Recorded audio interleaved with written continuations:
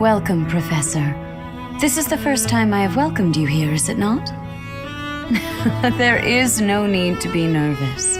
Please, come closer. When you speak with me here in this room, you are not speaking with the Archbishop, but with Rhea. It's just me.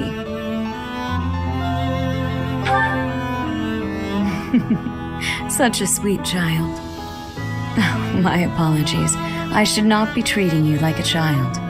As Gerald's kin, somehow you don't seem at all a stranger to me. Speaking of Gerald, may I ask if he ever spoke of me to you?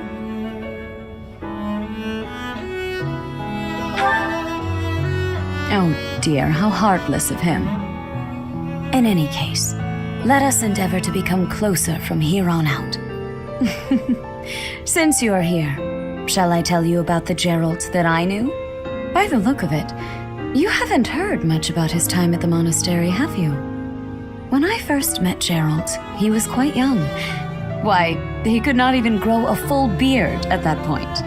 On one fateful occasion, the band of mercenaries he belonged to fought alongside the Knights of Seros.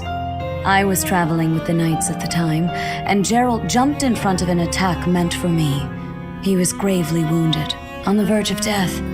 I tended to his wounds in a desperate attempt to save his life. Thankfully, my efforts were not in vain. Gerald managed to escape a seemingly certain death. I made arrangements for him to receive further care at Garrick Mach. The moment he was deemed fully recovered, I invited him to join the Knights. Well, it is not a story I have often repeated. Even at the monastery, there are not many who know that. I tell you this because, to me, you are the child of the one who saved my life all those years ago. And also,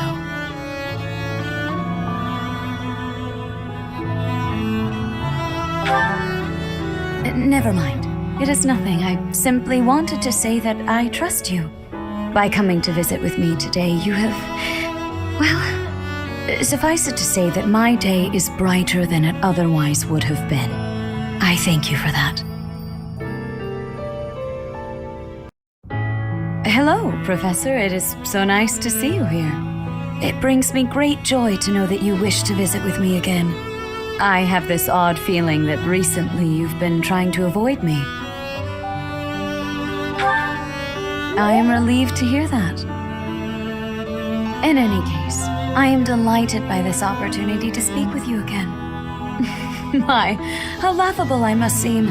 I imagine you must be dumbstruck by how unbecoming my behavior is for the Archbishop of all of Fodlan. Such brusque manners. You must get those from your father. In any case, how are you feeling? Have you experienced anything strange since you began wielding the Sword of the Creator? Oh, I am glad. There are so many legends about that blade, I was worried that carrying it may result in some strange side effect. Has there really been nothing odd? A tightness in your chest, strange dreams, anything of the sort? So you saw a young girl, and she appeared to you like a phantom? I'm afraid I can't explain such an occurrence, but it may very well have something to do with that relic of yours. Please know that you are welcome to come to me about anything. I am here for you, always. By the way, when I see you at work giving such splendid guidance to all of your students, I want you to know that it brings me great joy, as though I myself am receiving the benefit of your kindness. Hello there. I've been waiting for you. If you would, please allow me a closer look at your face. Those beautiful shining eyes, and silken hair so similar to my own.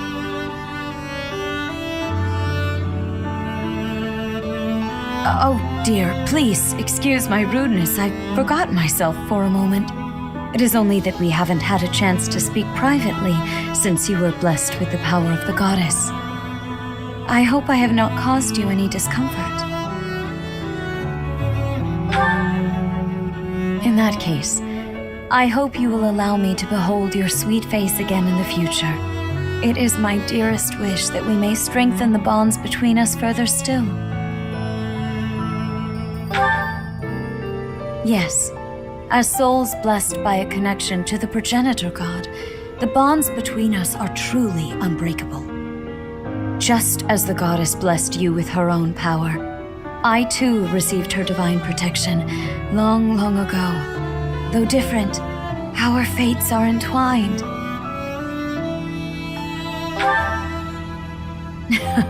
You say that now, but I am certain there is much you still wish to know. To that end, know that truth has a way of revealing itself in time.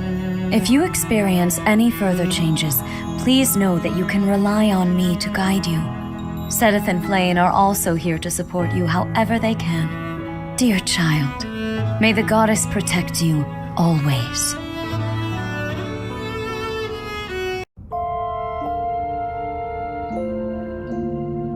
As I soared through the sky, I spoke with my mother. Tell me, is it wrong for me to be happy that I escaped death? Can you still say such things to me, even after witnessing my other form? Thank you. Somehow I feel as though your acceptance alone is my salvation. My sweet companion. I am entrusting the future of Fodlan to you. It is the only logical choice, as everyone wishes for you to be the new leader of this land. I am not qualified to continue leading the people. Though my intention was to keep the peace in Fodlan, I still propagated a false history and deceived my faithful followers. I also took advantage of my position as Archbishop to further my own selfish goal of seeing my mother again. If my foolish actions had anything to do with the war, I wonder. After all I have done, is it truly acceptable for me to go on living my life? You are aware that it is my fault your fate has been so cruel, are you not? You have become so strong. You and I, we were brought together by the flow of time and bound by the hands of fate. I took you on as a professor, and ever since, well, I believe with all of my heart that this outcome was meant to be. Perhaps it is disrespectful of me to say that. Because it gives all of the credit to time and to fate, and doesn't pay you due honor for all of the choices you made that brought us to this moment. For all that you have done, for all the joy that you have brought me, thank you. Ever since the tragedy at the Red Canyon, I have lived a solitary life.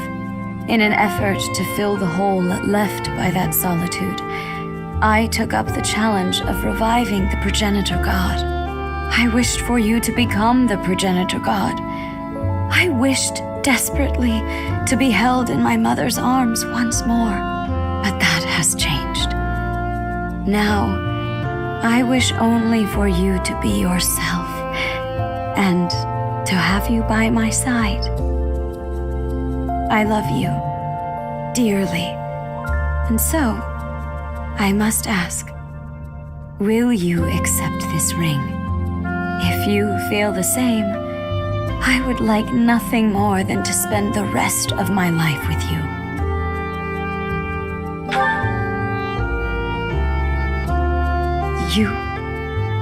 You brought a ring as well? For me? I am overcome with joy. I never thought I would know a day so blissful as this, that we found each other. Perhaps that means my mother is looking after us, guiding us. As the new leader of Fodlan, If you wish for this time of peace to be everlasting, well then, I will happily dedicate my life to supporting your reign. No matter what obstacles we should encounter, I believe that our bond, rather our love, I believe that our love can overcome all. Together, we can achieve anything. With our love, we will make Fodlan's future as bright as the stars in the sky.